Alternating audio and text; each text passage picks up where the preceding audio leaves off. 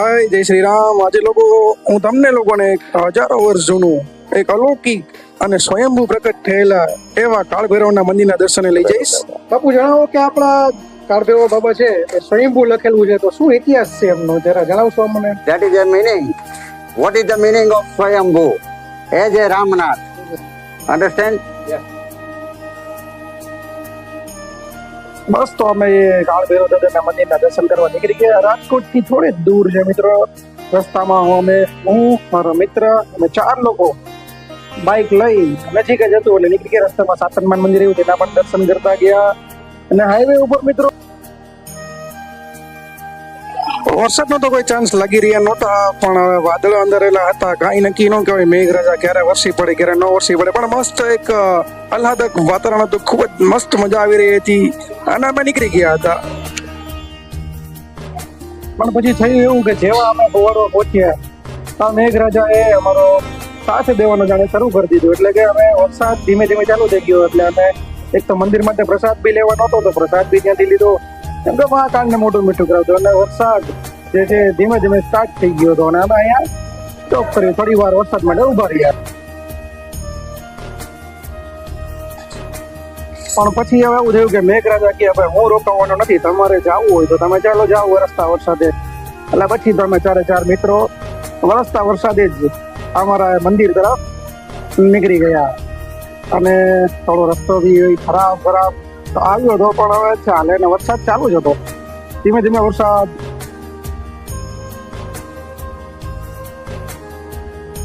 પછી એક જગ્યાએ વરસાદ એટલો ફાસ્ટ આવી ગયો કે ભાઈ પેટ્રોલ પંપે જોવામાં ઘણા બધા લોકો પેટ્રોલ પંપે વરસાદથી બચવા ઉભા રહી ગયા હતા કે ભાઈ ચાલો વરસાદ થોડો ધીમો પડી જશે તો પછી નીકળશું. ને ભીંજાઈ તો ગયા જ હતા વ્યવસ્થિત, આ તો થોડું બચવું નહીં.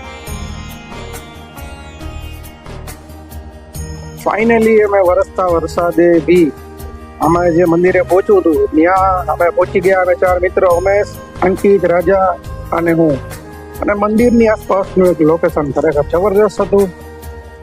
અને કુદરતના ખોરામાં કુદરતી રીતે એક જે મંદિર બન્યું છે એવું મંદિર ખરેખર ગજબ. ચાલો તમને બતાવું. આપ જ્યાં દરવાજો જોઈ રહ્યા છો તે મંદિરની સીડીનું સ્ટાર્ટિંગ છે. અહીંથી આ ડુંગરની ઉપર મંદિર આવેલું છે કાળભૈરવ બાબાનું. આપ જોઈ શકો છો આશરે 80 જેવી સીડીઓ હશે જેને ચડી અને આપ સ્વયંભૂ શ્રી કાળભૈરવ દાદાના દર્શન કરવા જઈ શકે છે. ઉપર આસપાસ એકદમ હરિયાળી ડુંગર, એકદમ ફેમિલી સાથે આવ્યા હોય તો ખરેખર મજા આવી જાય.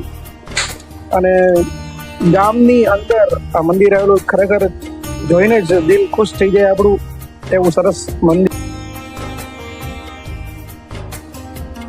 બસ સીડી ચડતા ચડતા ખૂબ જ મજા આવતી હતી. અને વરસાદ બી બહુ સરસ એવો આવી ગયો હતો ભાઈ મિત્રો. ત્યારબાદ મંદિરની ઉપર જ્યારે અમે ચડ્યા અને જે દ્રશ્ય હતું આપ જોઈ શકો છો, ઘેટા બકરા પહાડથી નીચે જોઈ શકો છો આપ. અને પહાડની ફરતે કુદરતે લીલોતરી પાથરેલી છે. અને આ મંદિર અદ્ભુત આમ આંખોને ઠંડક થઈ જાય. અને એકદમ શાંતિનું પોઝિટિવિટીનો માહોલ ત્યાં તો એકદમ પોઝિટિવિટી ફીલ થઈ રહી હતી. અને ખરેખર મંદિરના દર્શન કરીને ખરેખર મજા આવી રહી હતી. એક જગ્યા એટલી પોઝિટિવિટી હતી, કુદરતી માહોલ અને વરસાદ આવી રહ્યો હતો. ખરેખર એક ગજબનું ત્યાં કુદરતી લોકેશન આવેલું છે અને કુદરતી શાંતિ વાળું વાતાવરણ આપ જોઈ શકો છો. ગજબ ખરેખર કહેવાય ને કે કુદરતના ખોરામાં આપણે જાણે આવી પહોંચ્યા હોય. શહેરની આ શાંતિ પ્રદૂષણ વાળા જીવનથી એકદમ જ અલગ કોઈ એક શાંત એરિયામાં આપણે પહોંચી ગયા હોય એવું અનુભૂતિ થઈ રહી હતી. પ્રવેશ કરતા ત્યાં મહાદેવનું મંદિર આવેલું છે. મહાદેવની આ સ્થાપિત શિવલિંગ છે મહાદેવનું. શ્રી લંકરેશ્વર મહાદેવ જે સ્થાપિત કરેલું મંદિર છે મહાદેવનું. ખૂબ સરસ મંદિર અને શાંત વાતાવરણમાં મંદિર. અને ત્યારબાદ મિત્રો આપણે જેમને દર્શન કરવા માટે ગયા હતા એવા સ્વયંભૂ પ્રગટ થયેલા શ્રી કાળભૈરવ દાદા. તો આપ જોઈ શકો છો કાળભૈરવ દાદાનો આ પથ્થરની મૂર્તિ મિત્રો સ્વયંભૂ રીતે પ્રકટ થયેલી છે. આ આકાર જુઓ તમે, અને ખૂબ જ પ્રાચીન મંદિર છે ને, વર્ષોથી ડુંગરની ઉપર કુદરતના ખોળામાં કાળ ભૈરવ દાદા બિરાજમાન થયેલ છે. અને આપ જોઈ શકો છો એક અલગ પ્રકારનું તેજ આ મૂર્તિમાંથી, એક પોઝિટિવ એનર્જી વાઇબ્સ મળી રહી હતી, અને ખરેખર દર્શન કરીને ખૂબ જ આનંદ થઈ રહ્યો હતો. આ કાળ ભૈરવ દાદાના દર્શન કરીને ખરેખર આપ જોઈ શકો છો કે કેટલું દિવ્ય તેજ છે જેમની આંખોમાં કાળ ભૈરવ દાદાની.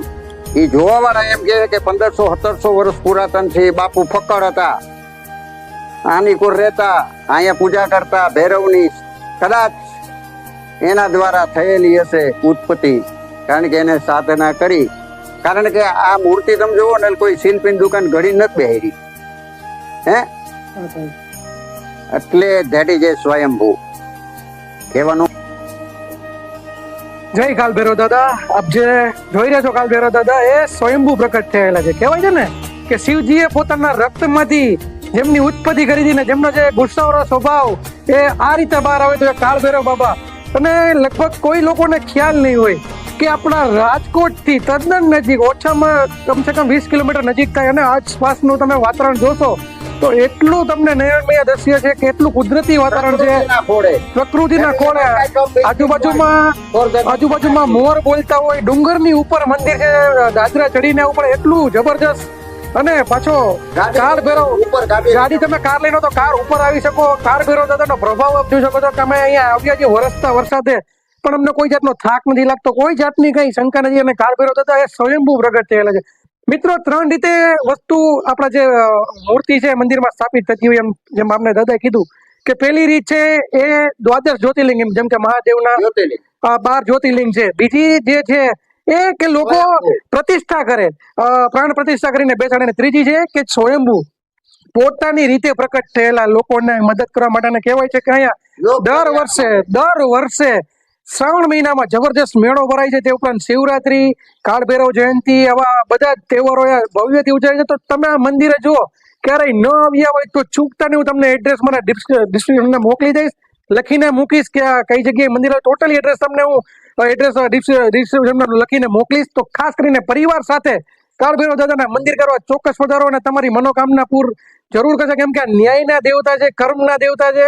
તો તમારા કોઈ બી કાયદાકીય કામ અટવાયેલા અથવા તો તમારી રક્ષા, તમને ભય લાગતો હોય તો ભય મુક્તિ માટે એક જ જે દેવતાજીને માનવામાં આવે છે કાળ ભૈરવ દેવતા. તો ખાસ કરીને રાજકોટ પાસે આવું સ્વયંભૂ કાળ ભૈરવનું મંદિર આવેલું છે. કદાચ તમને ખ્યાલ નહીં હોય, જો ખ્યાલ હોય તો કોમેન્ટ કરીને મને જણાવજો, અથવા તો અચૂક આ દર્શને પધારો એવું આપ સૌને રિક્વેસ્ટ કરું છું. તો બસ મિત્રો, રાજકોટ થી કુવાડવા, અમદાવાદ પર કુવાડવા ગામ આવે. કુવાડવાથી ગામમાં થઈ અને 4-5 કિલોમીટર સાયપર ગામ આવશે. મિત્રો, સાયપર ગામની અંદરથી જ આપણે શ્રી કાળ ભૈરવ દાદાના મંદિરે જઈ શકીશું. સાયપર ગામ એ કુવાડવાથી અંદર 3 કિલોમીટર જતા બાબત ઉપર સાયપર ગામ આવશે, ત્યાં જ છે. ધર્મ છે એ શ્રદ્ધાનો વિષય છે કે નહીં? પછી આપણા કુળદેવી હોય તો શ્રદ્ધા છે તો છે, નહીતર માનો તો દેવ, નહીતર પથ્થર. પણ ધર્મનું શરણું લેવું પડે.